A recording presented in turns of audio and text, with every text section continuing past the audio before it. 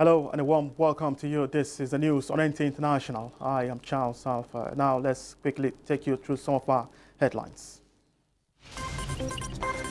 President Tinubu receives new envoys from the European Union, the Republic of Finland, and the People's Republic of Bulgaria.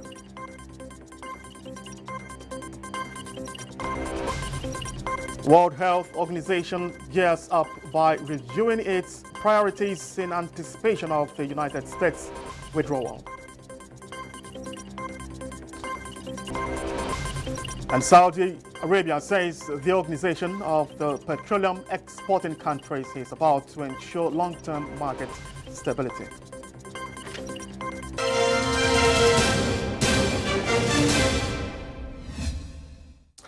President Bola Tinubu today received new envoy from the European Union, the Republic of Finland, and the People's Republic of Bulgaria. The new envoy, respectively, were at the State House to present letters recalling their predecessors and their letters of credence to the president. Mr. Gautier Mignot is the new EU ambassador to Nigeria. Ms. Sana Selin is representing Finland, while the People's Republic of Algeria sent Mezoud as its new envoy in Nigeria. Minister of State for Foreign Affairs Bianca Odumegwu-Ojukwu says, going by the dynamics on the global stage, Nigeria is assessing its relations with the EU to explore new areas of collaboration. European Union, Nigeria has continued to forge very strong ties, not just at the bilateral level, at the multilateral level.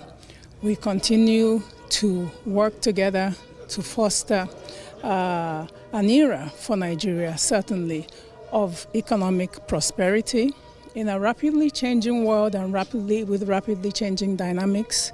Nigeria continues to lead, especially in Africa, in fostering peace and security. And in this guise, we always seek the support and collaboration of the European Union. President Bola Ahmed Tinubu has appointed board chairpersons for 42 federal organizations and a secretary to the board of the Civil Defense, Immigration and Prison Services.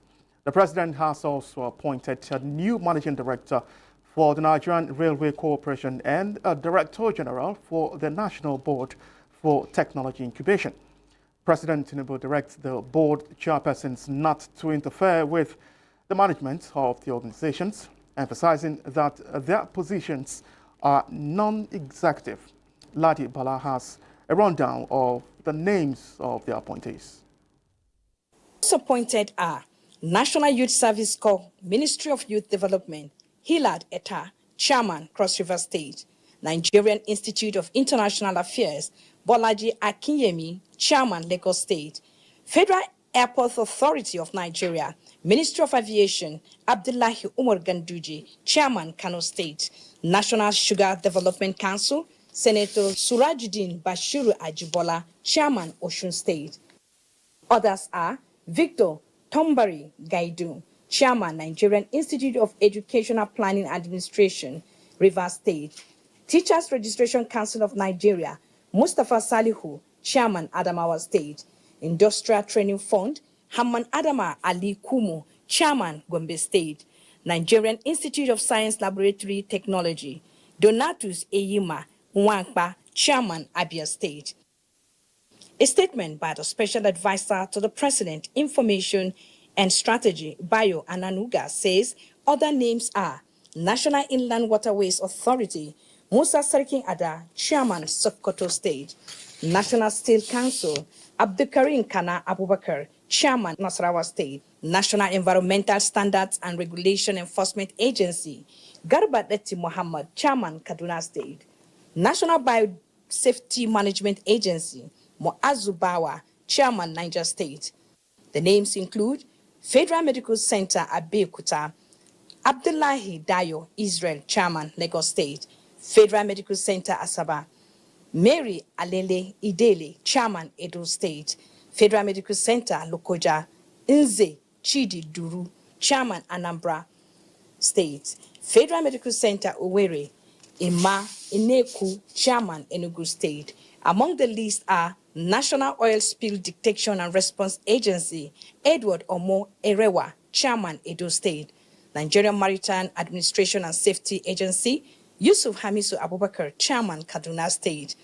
Nnamdi Azikiwe University Teaching Hospital, Inewi, Anambra State. All the appointments takes immediate effect. In Abuja, Ladibala, NTA. And now the Vice President Kashim Shettima has returned to Nigeria after his eventful engagement at the 2025 World Economic Forum in Davos, Switzerland. The Vice President, who represented Nigeria at the annual Global Economic Summit, presented the nation's investment opportunities to a global audience, advocated African economic integration, and held strategic meeting with world leaders and international organizations. While in Davos, Vice President Shettima participated in forums that drew attention to the importance of driving investment into Africa's frontiers markets. Having championed a deeper bilateral relationship for 3 years, the outgoing Spanish ambassador to Nigeria, Joan Sell, says the bond the two countries share will remain special, with better days ahead. From Apani witnessed the farewell reception held in his honor and now reports. Nigeria and Spain have enjoyed remarkable bilateral relations for decades, with Spain being one of the country's largest trading partners in oil and gas, military operations, education, the fight against irregular migration, and cultural exchange. These, among many other things, Ambassador Juan Sell says made his time in Nigeria worthwhile, adding that it was an honor to have served such a unique people. My departure, what I want to say, first of all, is that I have enjoyed definitely my stay in Nigeria, that I wish Nigeria and Nigerians all the very best, and that in building this country of yours, the country that you all want, to tell you that you can count on Spain in that process. For friends, colleagues, and well-wishers from all walks of life, meeting and working with Sell is an opportunity they will forever cherish, describing his work ethic as exceptional. He's the one single ambassador I've had the most intense, the most collaborative, and the most productive interaction with. And His Excellency has been very supportive of the Nigerian government through his work. I work closely with him as a Refugee, Migration and IDP Commissioner. I worked with him in police affairs. In fact, he was the first ambassador to visit at the police affairs to find out how they can support. I never forget when I arrived, even I've been here before in Nigeria, but as a diplomatic, when you arrive and one colleague say, okay, welcome, and we are here for you, we never forget that. I can say without an iota of doubt that during his time he gave knowledge diplomacy, as it were, its truest meaning, and this can be, confirmed by the number of collaborations and partnerships between the Spanish educational institutions and Nigerian institutions, the number of scholarships. This Spanish ambassador is somebody that has a very good heart, very welcoming. May your light never go dim is the wish for the seasoned diplomat as he moves on to other endeavors. Frama Panyi, NTA News. Director General of the Islamic Center for Trade Development, Latifa Albo Abdullah, has appealed for enhanced trade cooperation among member countries of the Organization of Islamic Cooperation, OIC. The appeal was made during a speech by Albo Abdullah at a meeting held in Rabat with the economic advisors from the embassies of the OIC member states to Morocco. Albo Abdullah emphasized the need to strengthen trade cooperation among OIC member countries and encourage investment in key sectors. He also highlighted the importance of promoting regional economic integration, which would open up promising prospects for expanding markets. She said that several major initiatives will be launched by the Center in 2025 in cooperation with international and regional partners. And this initiative, she noted, would cover a wide range of sectors, including healthcare, food security, supporting women entrepreneurs, as well as the digitization of trade documents. The purpose of this annual meeting organized by the Islamic Center for Trade Development is to discuss the center's activities and projects for 2025 with the economic advisors from the OIC member states embassies and to propose joint activities for the coming year. The Islamic Center for Trade Development, which is affiliated with the OIC, is dedicated to promoting and encouraging trade, economic growth, and commercial cooperation in both the public and private sectors across member states. Its headquarters is located in Casablanca, Western Morocco. And Saudi Economy Minister Faisal bin Fadhil Ali Ibrahim says the organization of the petroleum exporting countries, OPEC group, is about ensuring long-term market stability. He said this on Friday after President Donald Trump called on it to cut oil prices during the session at the World Economic Forum in Davos. From Apani reports. The Saudi Economy Minister says energy security is essential for global growth and prosperity. The Saudi Economy Minister said the kingdom's and OPEC's position is all about long-term market stability to make sure there's enough supply for growing demand. And there is growing demand, whether it's the growing demand we see in the US alone, whether it's the growing demand that is coming from AI. Demand will grow, he said. So Vision 2030 is a long-term restructuring of the Saudi economy. It's not a short-term campaign. It's not a short-term program. And we look at our numbers, GDP numbers, as one of the indicators that tell us where we're going. We care about the non-oil economy. Non-oil activities today represent 52% of total real GDP for the first time. It's not everything, it's just a good sign to keep in mind.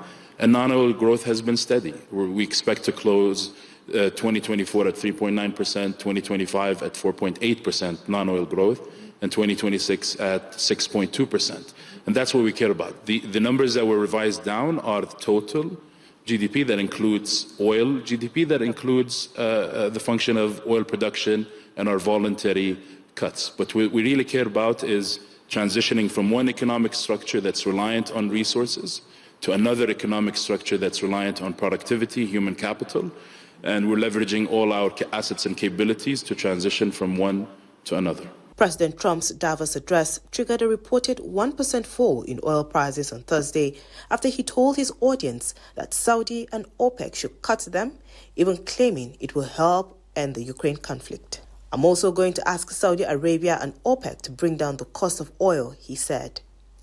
During the question and answer session, Steven Schwarzman, Blackstone Group CEO, said that he was sure the Crown Prince of Saudi Arabia will be really glad you gave the speech today. And Trump replied with a smile. On Friday, Moscow also strongly denied that such a move will impact the conflict. Presidential spokesperson Dmitry Peskov said the conflict is not driven by oil prices.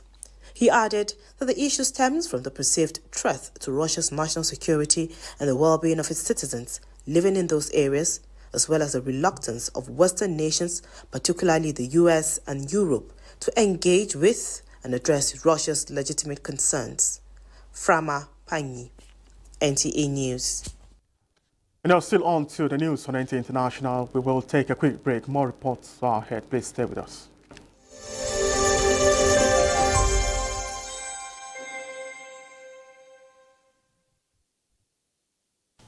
I am Oluremi Tinubu, the global and national Stop TB champion. Many people have asked why I've chosen to champion the fight against a disease like tuberculosis. My reason stems from a deep personal experience. I once had a friend who unfortunately fell ill, and concealed the nature of his sickness until it was too late. Eventually, after he passed, we discovered he had tuberculosis. Sadly, due to the stigma and discrimination surrounding the disease, he would not speak up or seek for help. His death was a painful reminder that we could have intervened and saved a life if only we had known earlier. Tuberculosis is an airborne disease that primarily affects the lungs, but can also impact other parts of the body. Being airborne means anyone, regardless of their social economic status, can contract it. In Nigeria, one person dies of TB-related illness every 7 minutes, amounting to 206 deaths every day. Globally, one person succumbs to TB every 25 seconds, which is a staggering 3,456 lives lost daily. These deaths are entirely preventable because TB is curable if detected and treated early. If you or someone you know has been coughing for 2 weeks or more, coughing up blood, experiencing night sweats, or losing weight drastically, it might be TB. Please visit the nearest government hospital or primary healthcare center for proper diagnosis and treatment. TB treatment is free in all government and some private health facilities. Let us also remember not to stigmatize or discriminate against TB patients or those who have been treated for TB. Individuals who have been cured of TB cannot infect others. I call on all stakeholders, especially the private sector, to join us in the fight to end TB in Nigeria. Together, we can make a difference. Remember, TB anywhere is TB everywhere. End TB by 2030. Yes, we can.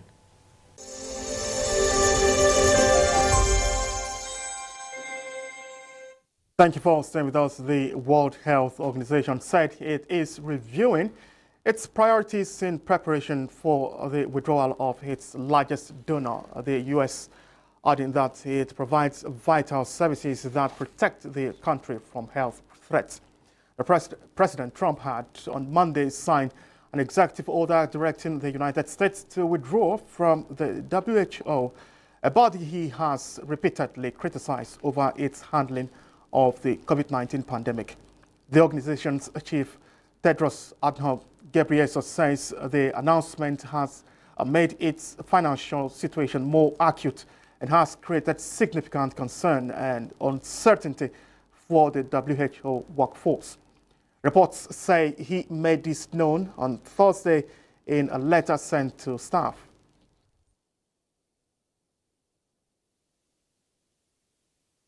Before, we regret the USA announcement and we hope that the new administration will reconsider it. WHO is committed to engaging in constructive dialogue to preserve and strengthen the historic relationship between WHO and the USA. WHO protects the US with a sophisticated health intelligence system that works to detect, characterize. Tedros Ghebreyesus highlighted in the letter that the United Nations agency would now need to seek to identify its key priorities.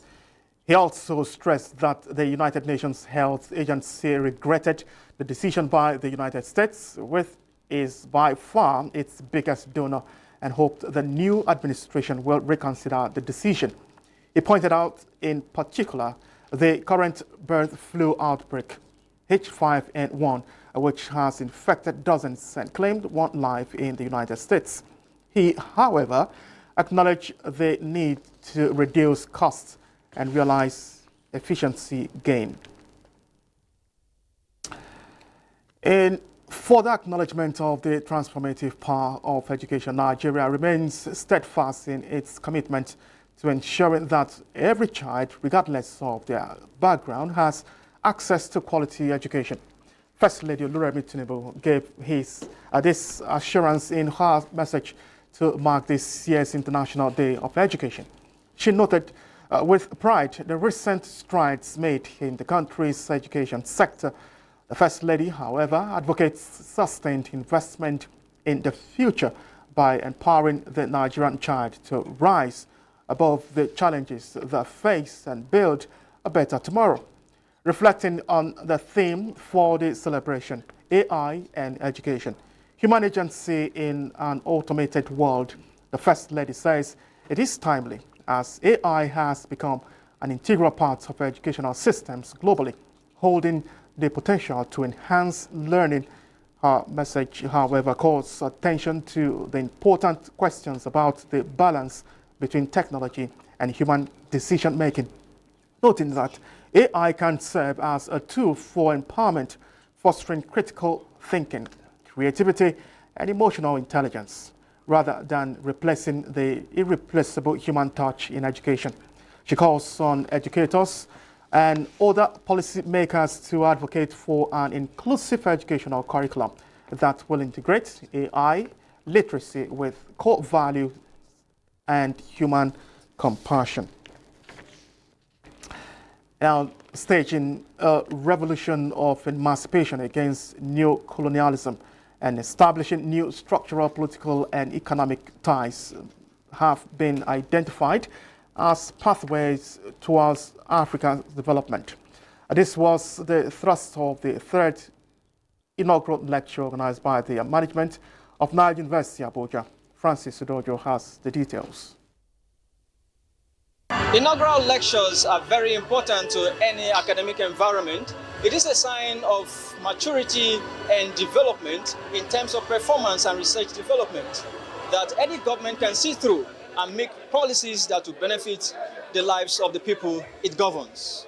Modern trends and issues in Africa Revolution, a new perspective in African politics, which is the theme of the lecture delivered by Professor Chigozie, is to expose the dangers of neo-colonialism as it affects economy, politics, and policies of governments around Africa. The essence of this inaugural lecture is that we develop a new Afrocentric model, which we call structural reconfiguration of Africa in order to emancipate from neo-colonialism.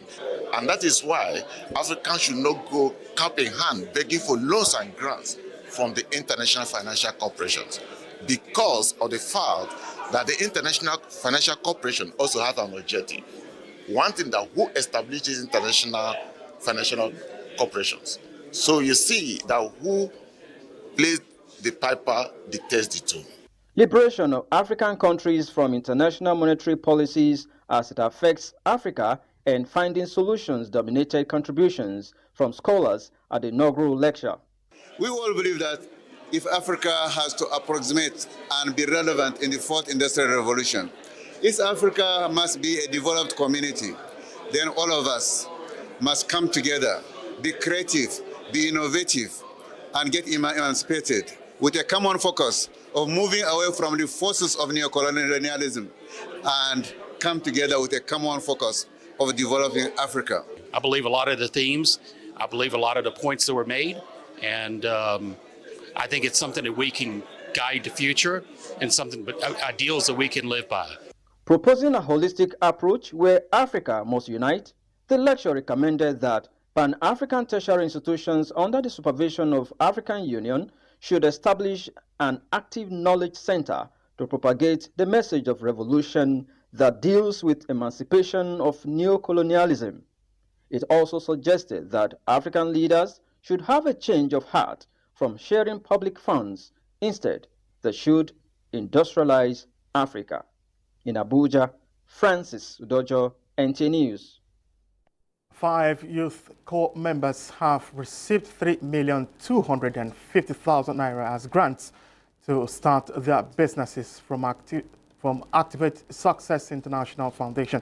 Online Kawajo reports that the grants presented to the corps members, which is in partnership with the NYSC, is part of the founder Love Idoko Uloko's contributions to the empowerment of young Nigerians.